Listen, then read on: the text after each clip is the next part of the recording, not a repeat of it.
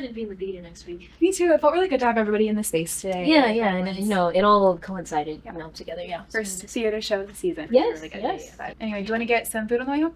Yeah, actually, I'm really hungry. Okay. What are you thinking? Can we get kava? Kava? Yes. Girl, the last time I went there, they were out of everything. They were sold out of all of their stuff. Okay, well, you probably just had bad luck. I'm sure it'll be different today. Okay, it was earlier than right now when I went. Please, I promise, it's gonna be different. Look, let's find a common ground. What about Chipotle? I just really want hummus. I'm sorry. Okay, but why hummus when you could have guacamole, salsa? The Mediterranean food just hits different. What? You know what? What about Panera? You want soup at 10 p.m.? Yes, what's wrong with that? After 2 hours of rehearsal? Yes, soup, sandwich, pretty balanced meal. Way too hungry for that. I'm sorry. Okay, you know what? There's no way you can say no to Panda Express. Why? What do you mean why? Orange chicken, fried rice, beef and broccoli? Kava. Okay, but it's not orange. Okay, you know what? Mr. Zion, since you're also going home, tell us what you're gonna be having tonight. It's late. Probably get Whataburger. Whataburger is straight buns. Buns? You know what? Just because you said that, I gotta go to Kava now. Thank you. All right. Yeah. Have a great rest of your night. Yes.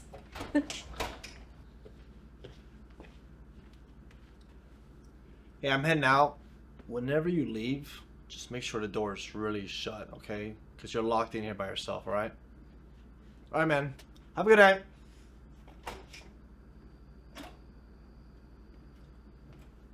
If you can, keep your distance from Studio G.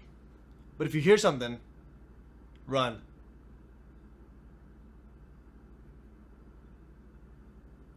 Alright, man. Have a good night, bro.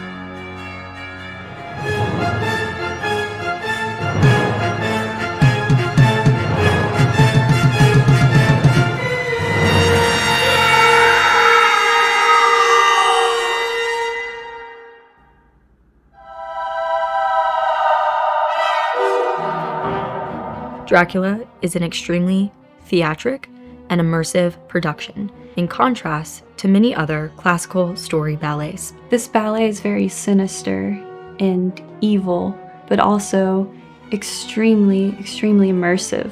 It is a very dark and dramatic story.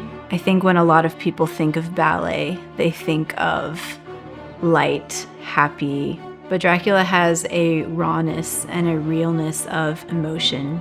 It has a very heavy narrative and a lot of horror elements that I think can be intriguing for audiences. It teaches a lesson on good versus evil. The choreographer for Dracula is Sara Sanford. Sara Sanford's choreography on Dracula is very powerful, yet very emotional at the same time. It focuses heavy on drama and technique. We're able to pull in new audiences, new patrons such as you, who are here for a different reason, to be drawn in and to experience a different emotion through ballet: fear.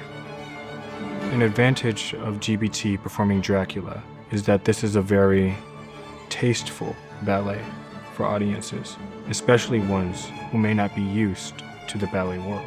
Anyone can come in, understand the story, and enjoy the characters, the dancing, the music, and everything that ultimately goes into this production. Last year, GBT did Dracula, and it was such a success, and I feel like it really drew a whole new audience to the ballet. Dracula is an unconventional ballet. It blends heavy drama with dancing. You see, Dracula exists heavily in books and film, but in terms of ballet, it's very recent. It became very popular in the 90s with Philip Feeney's score. It's highly romanticized, but violent at the same time. And like most ballets, it is a tragedy. The ballet Dracula follows a few key characters as they encounter the Count himself. We begin by meeting Renfield as he travels to the castle and first meets Dracula's brides. They welcome in Renfield to his castle because he is there to do business with Dracula. While there, he is attacked by Dracula's brides, who bite him and turn him crazy.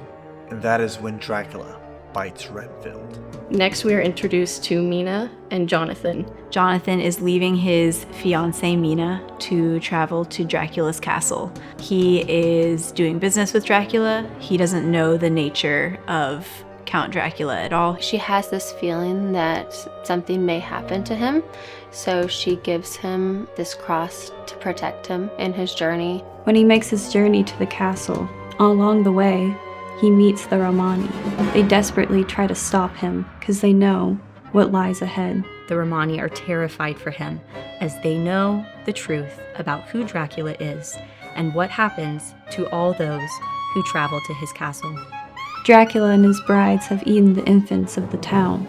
They're terrified of the vampires. They know not to go out at night. That's when the evil brides start lurking. Dracula's brides come in once again and viciously attack the Romani children. And once they do, they attempt to feed on them. But before they can do it, the Romani leader comes and slices one of the necks of the brides. After the struggle, they kill the fortune teller. Once Jonathan arrives at Dracula's castle, he encounters Renfield, who has been bitten by Dracula. He then goes into a room, and 3 of these beautiful undead women come and try to seduce him. While the brides are attempting to seduce Jonathan, Dracula interrupts at the last second, and there's a struggle between him and the brides. He is angry at his brides because his only intention with Jonathan was to merely do business on real estate. However, Jonathan has seen too much. He knows too much of the brides and Dracula's secrets. Once Dracula forgives his brides, he attempts to bite Jonathan himself. But this time, when the brides go to attack him, he has a defense mechanism, a crucifix. Given to him by his love, Mina, this crucifix burns Dracula, and out of rage, the brides attempt to comfort Dracula before he turns into 1,000,000 bats. These bats attack Jonathan and slowly send him into insanity. Over in London, there is a party for my character, Lucy. This party is all about her so she could find her suitor. And here enters our 3 suitors. The young Arthur Holmwood, the doctor, John Seward, and the cowboy, Quincy Morris. And a family friend, Professor Van Helsing. So you get to see that relationship now between Mina and Lucy and just the strong bond between them two. At the end of the party, while everyone is dancing, a storm comes in and ruins the party. Everyone flees except for Lucy. She is captivated by the storm and wanted to look around. Once she realizes she is alone, she is attacked by Dracula's 3 brides. Once the brides attack Lucy and attempt to bite her, Dracula appears. Dracula wants Lucy for himself. He begins to entrance Lucy and seduces her. Once he seduces Lucy, he lays her down and bites her neck. After Dracula bites Lucy, he leaves. She's discovered by her mother and the rest of the party. She is placed in a sanatorium because all they know is that she's very sick and she has mysterious bite marks on her neck. While at the psych ward, Lucy is being treated. She is not like herself. Professor Van Helsing shows up, believing he may understand what possibly could be going on. The professor pulls out a crucifix to everybody's surprise, and by touching it to Lucy's forehead, awakens her. Everybody is confused to understand what possibly could be going on, but he delivers the news that she will not make it and that she will surely die. Not only now is Mina very concerned for Lucy, but you find Jonathan is also in the sanatorium as well. Mina definitely has this weight of caring for both Jonathan and Lucy because she truly doesn't know what's going on with either one of them, just that something is not right. Mina, my best friend, comes to my bed crying and in despair. She calls out for me, praying that I will somehow make it through. When she is distracted and not looking, I arise from the grave dead. At this point, I am fully a vampire. Mina is in complete and utter shock. She just saw her best friend pass away and was dead on that bed just 1 second prior, and now she's back and right there in front of her face. Right before I'm about to bite Mina, Dracula comes in to reclaim his newest bride. Mina tries to stop Dracula. She doesn't understand who he is and what is going on, but she knows she must save her best friend Lucy. Then you see a great amount of bravery and strength in Mina.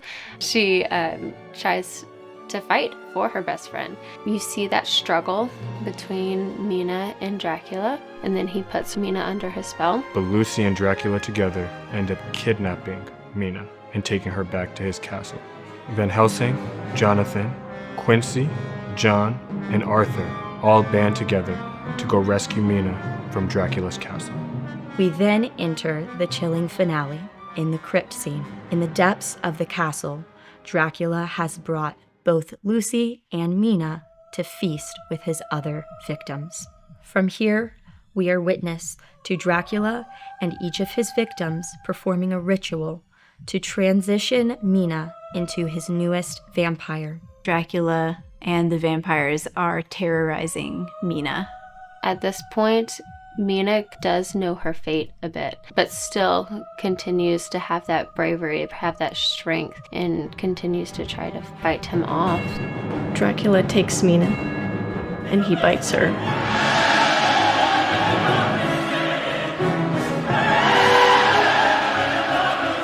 Right as he is about to perform the second bite and have her drink his blood, The ritual is interrupted by Van Helsing and the others. From there, in a battle against all odds, they attack Dracula, his brides, and his many vampires. After they successfully kill the vampires and the brides, they fight Dracula. Van Helsing and Dracula come into a battle where he finally beats Dracula by pulling out a crucifix, backing him into his coffin, and drives a stake into his heart with a hammer.